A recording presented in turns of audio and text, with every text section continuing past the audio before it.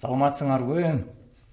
Программалык камсыздоолордун коопсуздугун дизайны боюнча, башкача айтканда программалык камсыздоонун өзүнүн жана ошондой эле коопсуздугунун дизайны боюнча өтүп жатабыз, сабактарыбызды улантып жатабыз. Бүгүн 4-чү сабагыбыз менен улантабыз.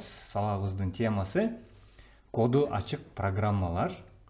Мындан алдын программалык камсыздоонун дизайнында негизги колдонулуучу ыкмалар эмне үчүн дизайн маанилүү, дизайндын кандай түрлөрү бар, ушул сымал түшүнүктөргө токтолдук элек.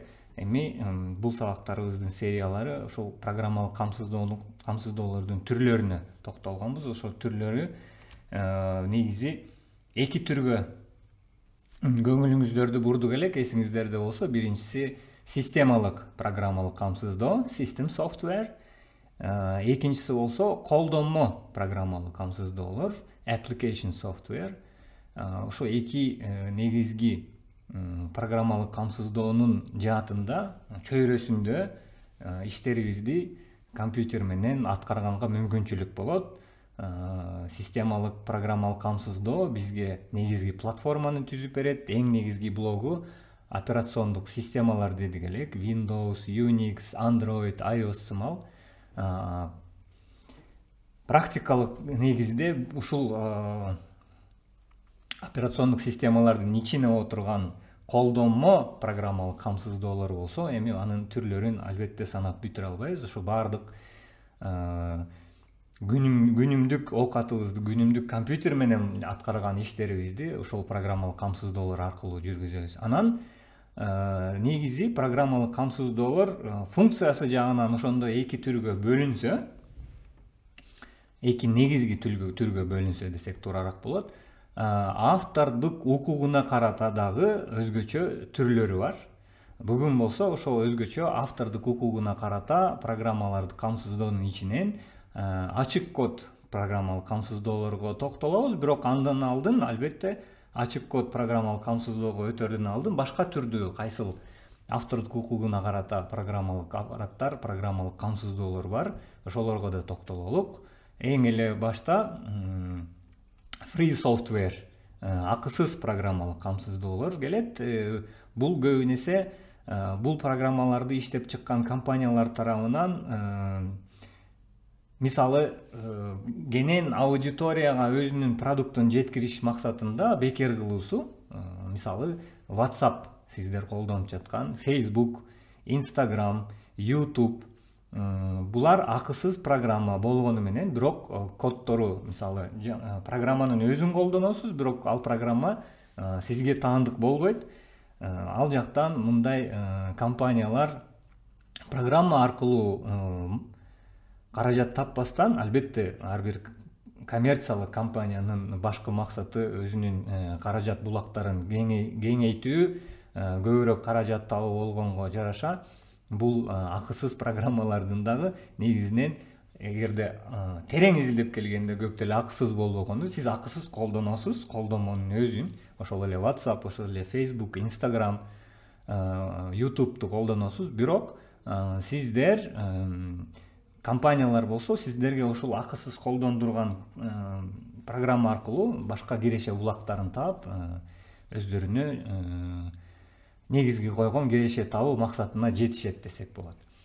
Анан акыркы мезгилдерде өзгөчө биздин жашообузда эң көп колдонуп келген ушу программалык аппараттар, программалык камсыздоолор, кечиресиңер, көбүн эсе ушундай акысыз free software. Шарттуу акысыз программалар бар, shareware. Булар эми көбүн эсе бир программалык аппараттарда, эгерде сиздерге өзүн жактыруу максатында, өзүн таанытуу максатында компаниялар сиздерге белгилүү бир шарт менен колдонууга мүмкүнчүлүк берет. Белгилүү гана, мисалы, бөлүктөрүн ачып бергенге мүмкүнчүлүк берет. Мындай программалык аппараттар менен сиздер деле, программалык камсыздоолор менен сиздер деле күнүмдүк жашоодо тааныш болушуңуздар керек.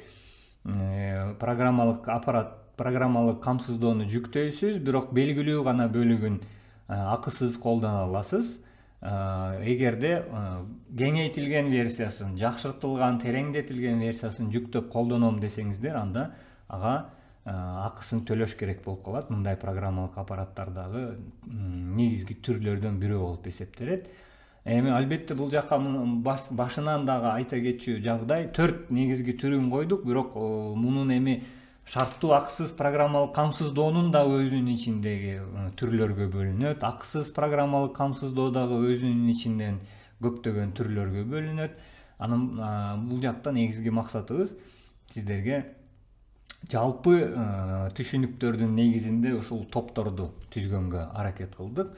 Жабык код программалык камсыздоолор болсо closed source же болбосо copyrighted software дейт. Бул толугу менен жабык акысы менен гана сатып алып колдоно ала турчу программалык камсыздоолор. Мисалы бере кетсек, ошол эле акыркы мезгилдерде популярдуу болгон Photoshop программасы. Ошо Photoshop Adobe компаниясына таандык болгон башка программалар да бар. Мисалы Illustrator бар. Же болбосо музыка менен мисалы алек болсоңуздар, музыкага таандык программалар бар. Булар эми негизги бул жактагы максат сиздер продуктты аласыздар, продукт сапаттуу бир продукт же болбосо ичинде кандайдыр бир функцияны аткара турчу продукт болгон үчүн, сиздерге киреше алып келе турчу балким продукт болгон үчүн бул программалык камсыздоону белгилүү бир каражат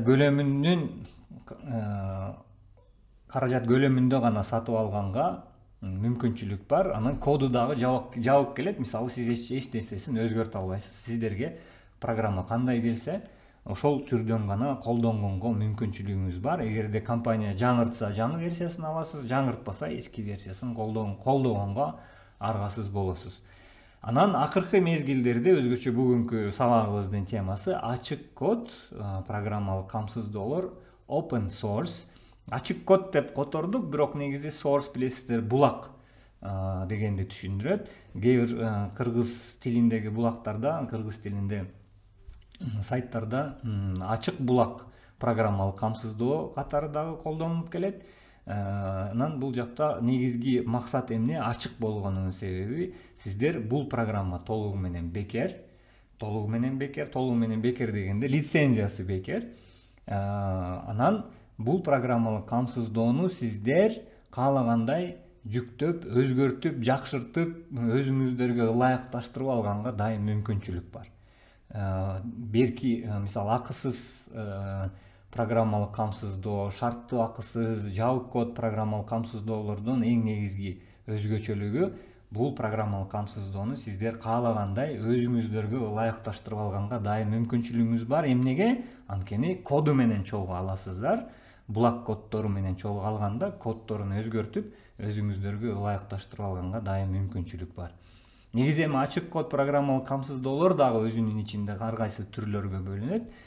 Толук ачык код болгону бар, толук эмес ачык код болгону бар. Бирок негизги идея ачык код программалык камсыздоолордо колдонуучуга код аркылуу ошол программаны өзүнө ылайыкташтырып алганга шарт түзүп берүү. Анда келиңиздер расмий аныктамаларына токтололук. Ачык булактуу программалык камсыздоо деп кыргыз тилиндеги Википедия аныктама берип жатат. Булак коду ачык, жеткиликтүү болгон программалык камсыздоо. Булак коду ачык жана жеткиликтүү болгон программалык камсыздоо. Ал автордук укуктун ээси программалык камсыздоону изилдөө, өзгөртүү жана каалаган кишисине каалаган максатта бөлүшүү укугун берген лицензия аркылуу жеткиликтүү болот деген аныктама бериптир. Англис тилиндеги Википедиянын аныктамасынан көрөлүк. Open source software'ге ачык булактуу программалык камсыздоо автордук укук ээси колдонуучуларга, бул негизи бул программаны иштеп чыккан бирөөлөр бар сөзсүз түрдө. Ошолордун автордук укугу дайым бар. Автордук укук ээси, бирок колдонуучуларга бул программанын баштапкы кодун кимге болбосун айырмасы жок. Каалаган максатта изилдөөгө, өзгөртүүгө жана жайылтууга укук берген лицензиянын негизинде чыгарылган программалык камсыздоо деп аныктама берип жатат англис тилиндеги Википедия. Демек, бул программалык камсыздоонун сөзсүз түрдө бир автордук укугуна ээ болгон бир тарап бар. Анткени бирөөлөр иштеп чыккан муну. Бирок бул автордук укугга ээ болгон тарап бул программалык камсыздоону ким болбосун, качан болбосун, кайсыл учурда болбосун, кайсыл шартта болбосун өзүнө жүктөп алып, өзгөртүп, изилдеп, колдонуп, андан ары дагы жайылтып, керек болсо анын ошол программанын үстүндө акча дагы тапканга, коммерциялык түрдө колдонгонго дагы укук берилет. Ушул негизги программалык ачык булактуу же болбосо ачык код программалык камсыздоолордун негизги өзгөчөлүгү. Бирок баса белгилеп кете турчу жагдай бар. Ачык код программалык камсыздоолор бекер экен деген бир түшүнүк менен башынан аягына чейин бардык нерсе бекер болот экен деген дагы бир жаңылыш пикир пайда болбошу зарыл. Анткени ачык код программалык камсыздоолордун жалгыз гана лицензиясы акысыз.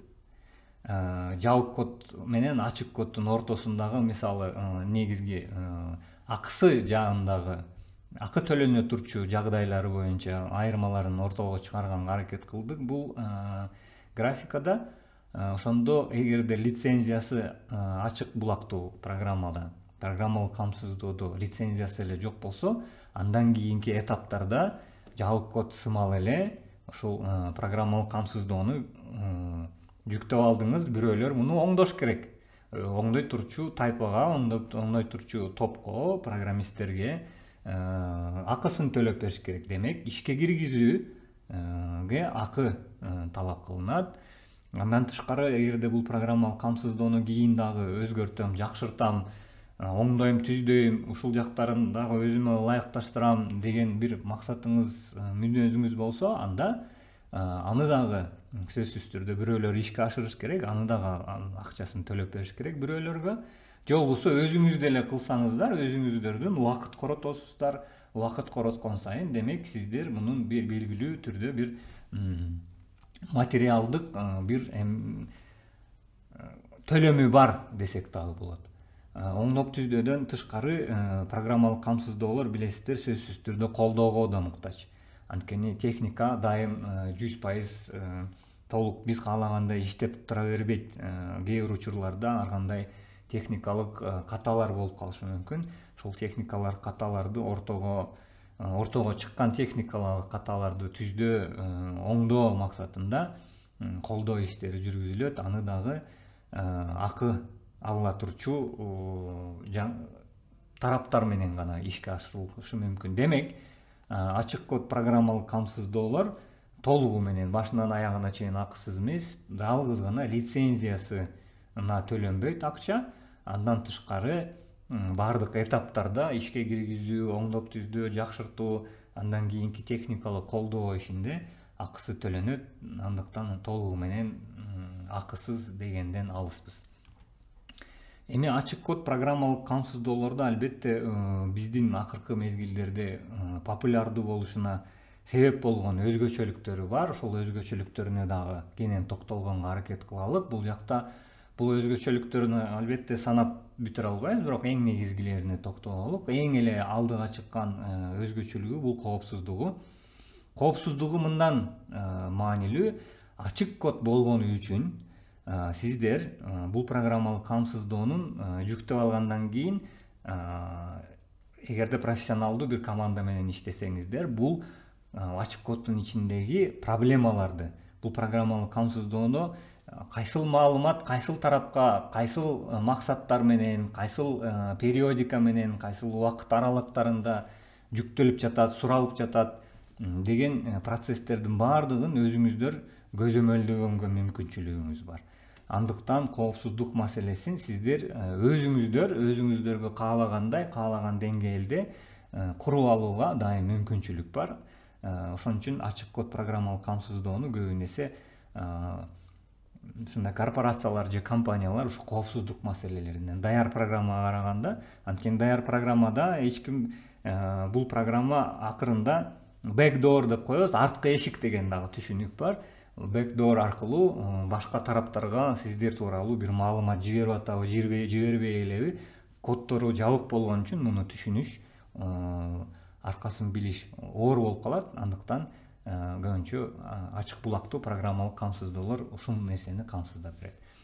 Сапаты жагынан албетте бул эми бул программалык камсыздоону иштеп чыккан инфраструктура же болбосо команданын дагы сапатына байланыштуу. Бирок көбүн эсе акыркы мезгилдерде кенен популярдуу программалык камсыздоолордун сапаттуу болушунун себеби өзүнө таандык бир жамаатынын болушу. Башкача айтканда, мисалы бир жабык коддуу программалык камсыздоону 100 киши иштеп чыкса, ачык булактуу ачык код программалык камсыздоонун 100 000 деген бир өзүнүн жамааты болот. Алардын өзүнчө жанагындай платформалары болот, форумдары болот. Сиздер дагы ошактарга кошулуп, программалык камсыздоонун көйгөйлөрүн, проблемаларын чогуу биргеликте ошол дүйнөлүк жамаат менен чечкенге мүмкүнчүлүк бар. Андыктан көп программист болгон үчүн ичиндеги көйгөйлөр тезирээк жана жакшыраак чечилгенге мүмкүнчүлүгү бар. Ыңгайлаштыруу мүмкүнчүлүгү эми түшүнүктүү, ачык код болгон үчүн өзүңүздөргө каалагандай эркиндик дагы буга байланыштуу. Өзүңүздөр каалаган учурда каалагандай бул программаны ылайыкташтырып алсаңыздар болот. Ийкемдүүлүгү дагы маанилүү, анткени ачык код болгондуктан сиздер дагы башка интеграция иштерин, өзүңүздөргө ылайыкташтыруу иштерин оңой жүргүзгөнгө мүмкүнчүлүк бар. Бүтүндүгү жагынан жана айта кеткендей 100 000 деген жамааттар менен иштелип чыккан соң бул программанын ичинде башка программалар менен интеграциясы учурунда чыккан көйгөйлөрдү дагы тез дароо чечип кеткенге мүмкүнчүлүк бар. Колдоо мүмкүнчүлүктөрү кенен жана албетте баасы башка программалык камсыздоолорго караганда лицензия төлөнө турчу программалык камсыздоолорго караганда албетте арзаныраак турат. Эми ушул себептерден улам ачык код, ачык булактуу программалык камсыздоолор акыркы мезгилдерде популярдуу болду дагы. Буга чейин жалаң жабык код принцип менен иштеп келген ошол эле Apple, ошол эле Microsoft, ошол эле Oracle акыркы мезгилдерде, Cisco дагы акыркы мезгилдерде ачык булактуу код менен программалык камсыздоолорго да көңүл бөлө баштады. Анткени тренд ушул чоң жамааттар менен бул программалык камсыздоолорду жакшыртуу тенденциясы интернеттин дагы албетте бул жакта ишке кириши менен бул эффект көбөйлөдү, чоңойду, өркүндөдү. Программаларга, ушул ачык код программаларга өтүү процесси толугу менен азыркы учурда жүрүп жатат десек да болот. Бул жакта сиздер көргөн эң негизинен акыркы мезгилдерде колдонулган, эң көп колдонулган ачык код программалар. Бирок кээ бирөөнө токтоло кетелик. Өзгөчө мисалы веб-сервер жаатында эң башында акыркы мезгилдерде Microsoft'ун бул жактагы монополиясын 2015-жылдардан бери сындырып баштады десек болот. Акыркы статистиканы 2020-ны ала турган болсок, интернетте дээрлик 60% ачык код эки веб-сервис Nginx менен Apache негизинде жүргүзүлгөнүн даңазалаган бир графика. Бул эми ачык код булактуу программалык камсыздоолор канчалык системанын ичине кирип жатат десек болот. Бул жакта ошондой эле мына 2017 менен 2021-жылдын ортосундагы айырма Web Operating System Market Share дейт. Ошондо сиздер көргөндөй 28% Windows'то 1,27%га чейин түшүп кеткен учур.